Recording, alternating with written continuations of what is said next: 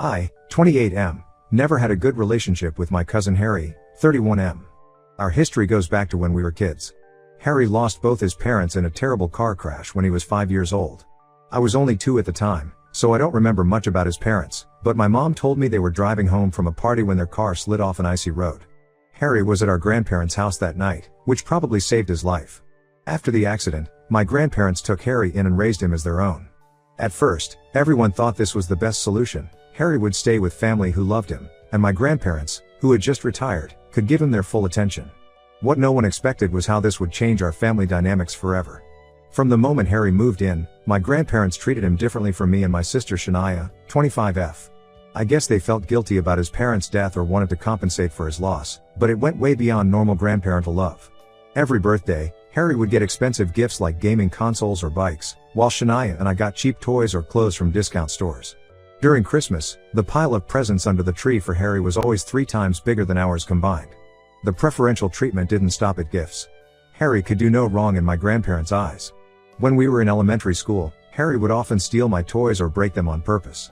If I complained, my grandparents would say I was being selfish and should learn to share with my less fortunate cousin.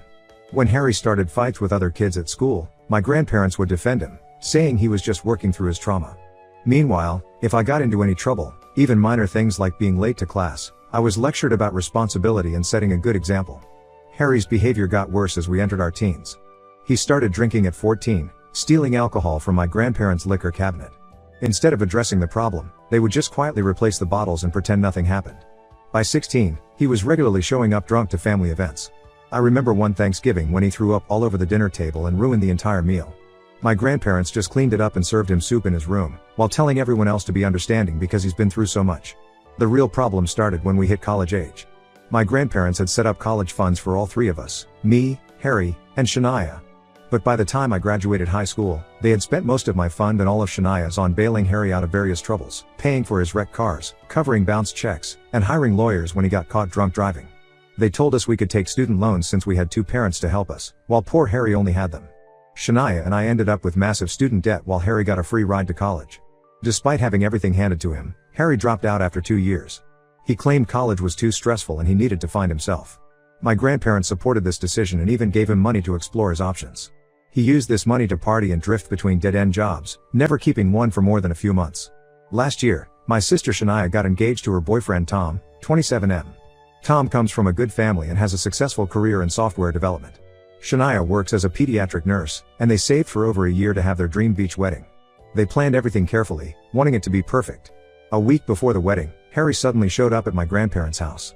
He claimed he had been sober for 3 months and wanted to make amends with the family. He gave this whole speech about how he had hit rock bottom and realized he needed to change. He even showed my grandparents an AA chip, though I later found out he bought it online. My grandparents ate it up completely. They started pressuring Shania to invite Harry to the wedding, saying it would be good for his recovery. Shania was really hesitant. The last family event Harry attended was our cousin Sarah's graduation party, where he hit on Sarah's 17-year-old friends and tried to fight her dad when he was asked to leave. But my grandparents played their trump card. They told Shania they wouldn't attend her wedding if Harry wasn't invited. They said she was being cruel and unforgiving, and that family should always stick together. Shania was heartbroken. She had always been close to our grandparents and wanted them at her wedding. After days of guilt tripping and emotional manipulation, she finally gave in and invited Harry. The wedding ceremony itself went okay, probably because Harry didn't have access to alcohol until the reception. But once the bar opened, things went downhill fast. During the father-daughter dance, I noticed Harry making multiple trips to the bar. By the time the speeches started, he was visibly drunk. When Tom's best man was halfway through his speech, Harry stumbled to the front and grabbed the microphone. What followed was a complete disaster. Harry started rambling about how Shania was always jealous of him growing up, how she would cry to our grandparents about the gifts he got. He accused her of marrying Tom for his money, saying she was just a gold digger like her mom. When Tom's father tried to intervene and take the microphone, Harry sucker punched him, breaking his glasses and giving him a bloody nose. The entire reception erupted into chaos. Harry started grabbing bottles from the bar and throwing them at guests. He knocked over the wedding cake, destroying the top tier that Shania and Tom were saving. When Shania started crying, Harry told her to stop being dramatic and tried to push her into the pool, saying she needed to cool off. If Tom hadn't caught her, she would have fallen in and ruined her dress. The wedding venue's security tried to contain him, but Harry was out of control. He was throwing chairs, breaking centerpieces, and screaming about how everyone had always been against him. My grandparents were trying to calm him down, telling everyone he was just having a bad day and needed understanding. That's when I'd had enough. While they were distracted, I went outside and called the police. When the police arrived, Harry completely lost it. He tried to run, then fought with the officers when they caught him. He ended up elbowing one officer in the face and kicking another in the shin. They had to physically restrain him to get him into the police car. My grandparents were hysterical. They blamed me for escalating the situation, saying I should have let them handle it within the family like we always had. They followed Harry to the station and got him a lawyer before they even checked if Shania was okay. Now Harry is facing multiple charges: assault, destruction of property, resisting arrest, and assaulting a police officer. The family is completely split. My grandparents haven't spoken to me since that night. They're spending their retirement savings on Harry's legal defense and telling everyone who will listen that I betrayed the family. Some relatives agree that Harry needed to face consequences, while others think I went too far by involving the police. Even Shania, whose wedding was completely ruined, says that while she's angry with Harry, she feels guilty about him potentially going to jail. I feel like I finally did what everyone should have done years ago: hold Harry accountable for his actions. But seeing my family torn apart makes me wonder if I made the right choice. Ida? Update 1 first, I want to thank everyone who commented on my original post. Reading your responses helped me feel less crazy about my decision to call the police on Harry.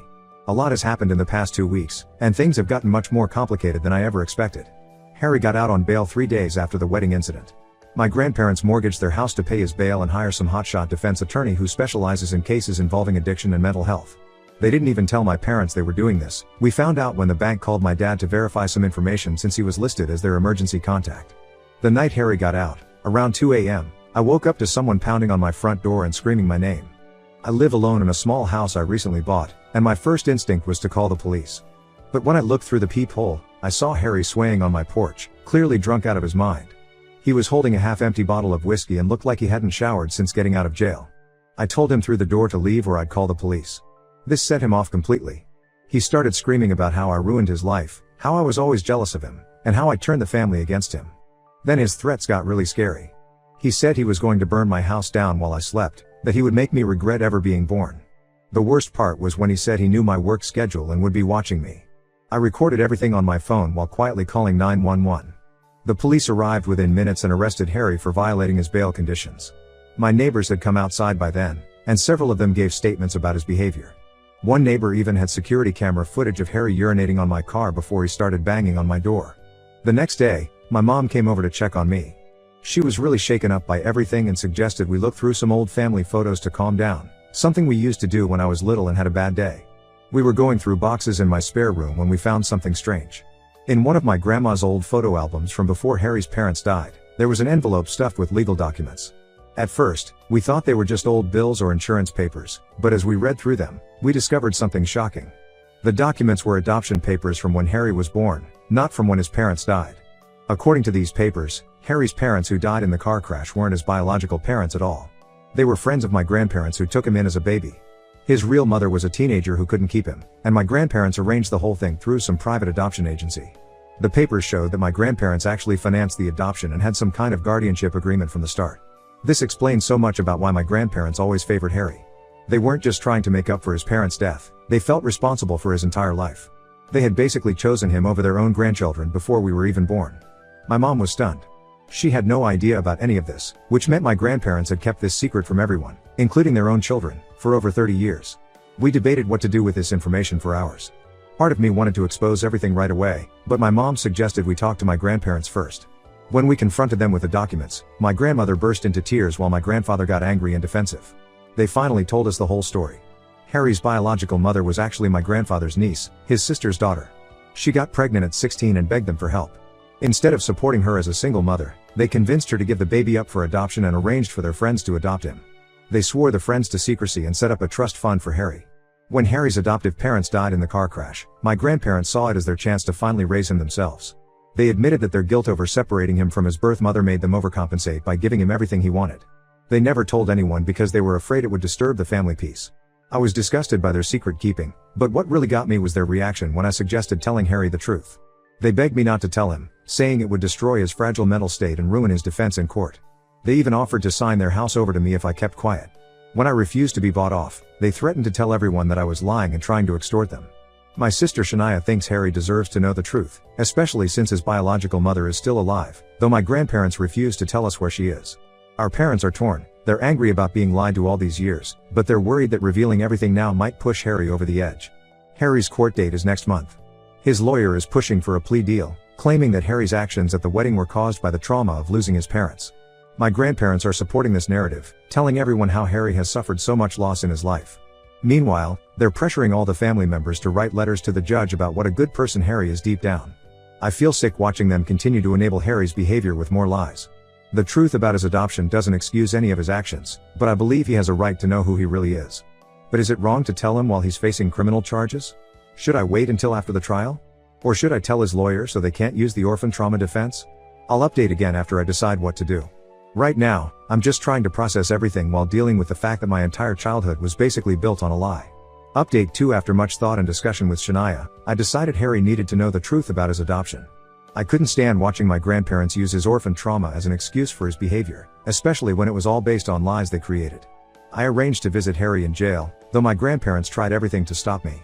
They called the jail pretending to be my father, saying I wasn't allowed to visit.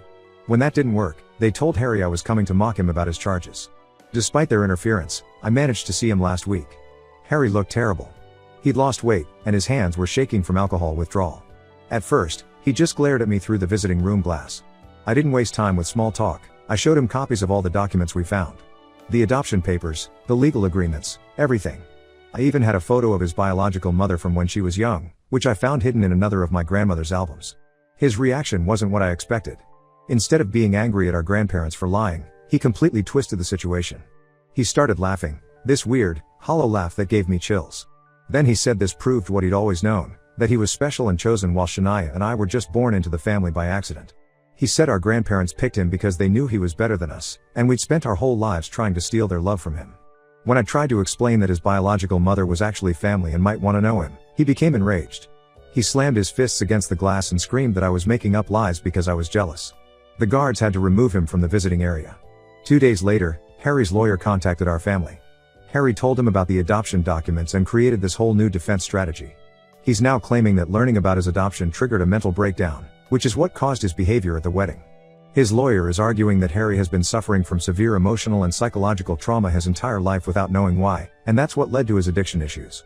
My grandparents are fully supporting this new strategy.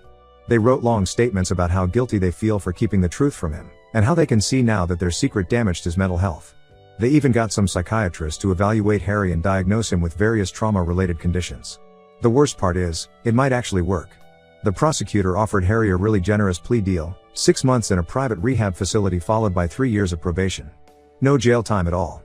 The only condition is that the whole family needs to write letters to the judge supporting Harry's rehabilitation plan. My grandparents are going all out to make this happen. They've already written their letters, painting Harry as a victim of circumstances who just needs help and understanding. They're pushing everyone in the family to do the same. They even mortgaged their vacation house to pay for the fancy rehab facility they want to send him to. Shania is considering writing a letter. She says that while she's still upset about her wedding, she feels partially responsible because she invited Harry despite knowing his problems. Tom is furious about this. He's still angry about his father getting punched and doesn't want Shania involved at all. My parents are also divided. My mom thinks Harry needs serious help and rehab might be better than jail. But my dad says Harry has manipulated the family for the last time and needs to face real consequences. They've been arguing about it constantly. Meanwhile, my grandparents have taken their manipulation to a new level. Last week, they updated their will. They told the whole family that anyone who doesn't support Harry's rehabilitation plan will be disinherited.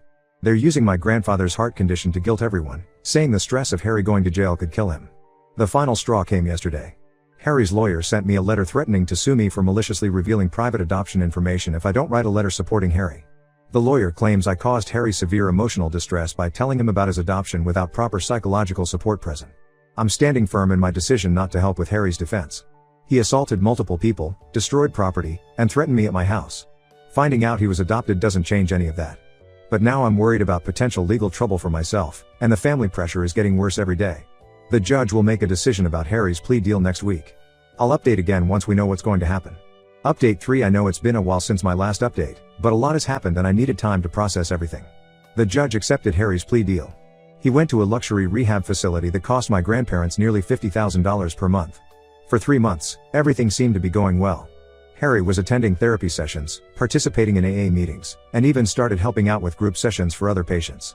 My grandparents visited him every week and came back with glowing reports about his progress. They kept pushing me and Shania to visit him, saying he was like a completely different person. Even some of our cousins who visited said he seemed genuinely changed. They said he was working out regularly, reading self-help books, and talking about wanting to make amends with everyone he had hurt. Shania eventually gave in and visited him in month 2. She said he cried and apologized for ruining her wedding, promised to pay for a vow renewal ceremony, and even wrote a letter of apology to Tom's father.